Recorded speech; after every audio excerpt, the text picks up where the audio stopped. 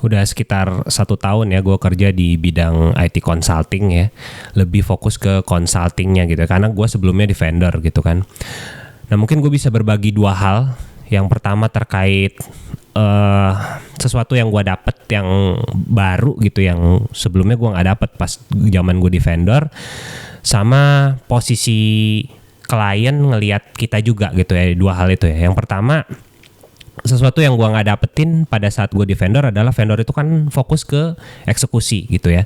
Tapi di project-project gue yang sekarang itu gue nggak dapetin kayak misalnya gue belajar masalah bisnis gitu kan, bisnis prosesnya kayak gimana gitu kan. Kayak misalnya kita ngomongin telco, gue sempet di ya kliennya industrinya telco lah ya. Nah itu telco core-nya itu ternyata FAB gitu ya, fulfillment, assurance sama billing gitu kan. Fulfillment itu ngasih ke customer mereka gitu kan, assurance memastikan service mereka bagus, sama billing itu ya bayar gitu kan. Terus habis itu kalau ngomongin proses juga kan, sekarang kebetulan klien gua itu di sektor banking gitu kan. Di situ gua ngeliat oh ternyata banking itu prosesnya cukup ketat gitu ya, detail ya kan, dokumennya detail gitu kan, rapi segala macem, ketat. Terus habis itu juga ada beberapa level approval gitu lah istilahnya, cukup banyak approvalnya gitu kan. Terus juga dari sisi yang gua kerjain juga kayak misalnya yang di telco ataupun yang di banking sekarang itu kita contribute juga terhadap yang namanya governance atau peraturan gitu. Karena experience itu nggak gua dapetin pada saat gua jadi engineer atau jadi developer gitu kan. Karena yang kita urusin kalau di engineering atau developer itu kan ya urusan teknikal gitu kan. Oh butuh apa nih, codingannya kayak gini gitu kan, refactor atau misalnya network engineering, solving routing dan segala macam gitu kan. Nah itu gua nggak ngurusin governance gitu kan. Kalau sekarang ya ini sesuatu yang baru gitu, ngurusin governance gitu kan, peraturan-peraturan terkait dengan teknologi gitu kan, yang dari peraturan-peraturan tersebut, butir-butir tersebut nanti bakal dijadiin acuan lah gitu ya istilahnya buat orang-orang mungkin mengembangkan sistem yang ada di dalam sebuah perusahaan dan segala macam gitu ya ke depannya gitu kan. Nah itu ya, jadi ada dari bisnis, ada dari proses juga, ada dari sisi peraturan juga yang gua dapetin itu baru sekarang gitu ya, setahun terakhir ini gitu ya. Sebelumnya ya beneran pure technical gitu kan. Terus yang kedua juga dari kebutuhan klien itu sendiri gitu ya, secara personal memandang kita seperti apa gitu ya. Lebih ke ini sih sebenarnya. Kalau misalnya kita jadi engineer atau misalnya jadi developer gitu kan, kebutuhan klien itu memang kan ada solusi atau ada problem gitu kan, ya kita solve langsung directly gitu loh istilahnya dengan kode kita atau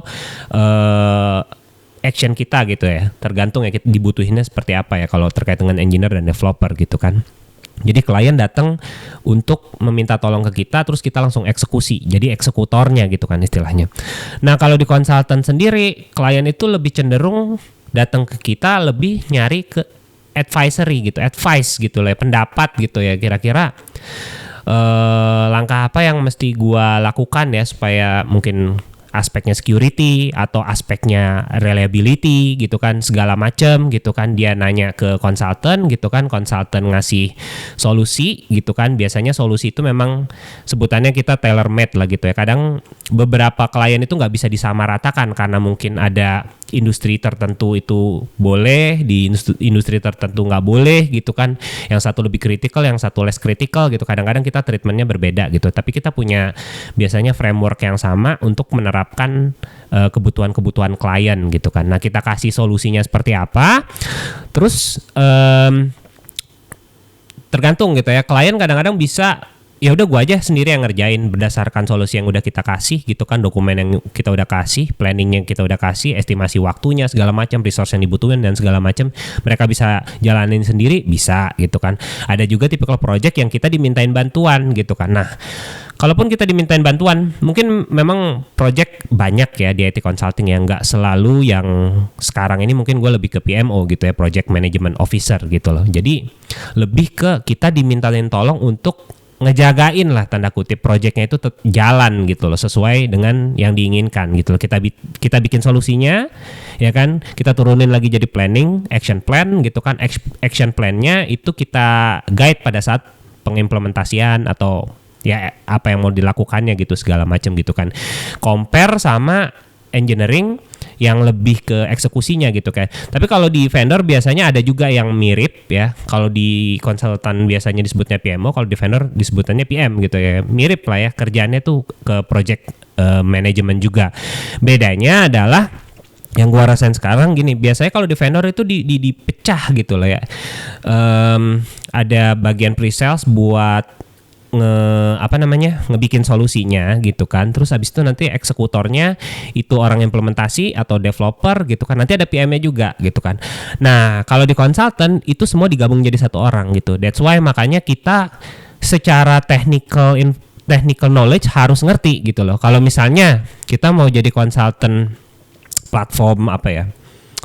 Aduh, yang umum apa ya? Yaudah gue asal sebut Kubernetes aja deh.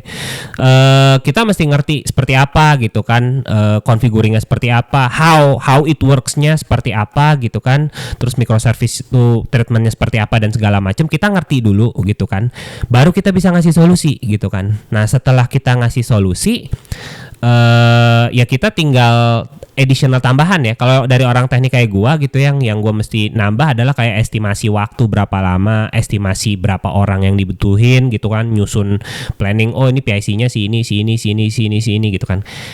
Lebih ke project manajemennya yang tinggal ditambahin gitu istilahnya. Nah gitu. Jadi kalau konsultan dibungkus ya. Jadi satu orang tuh ngurusin solusinya juga karena dia ngerti gitu kan, bikin planningnya juga.